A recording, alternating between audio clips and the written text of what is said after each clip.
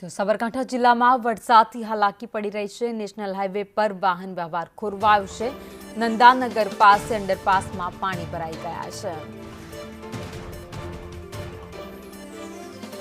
તો સાબરકાંઠા જિલ્લામાં વરસાદથી લોકો હાલાકી ભોગવી રહ્યા છે।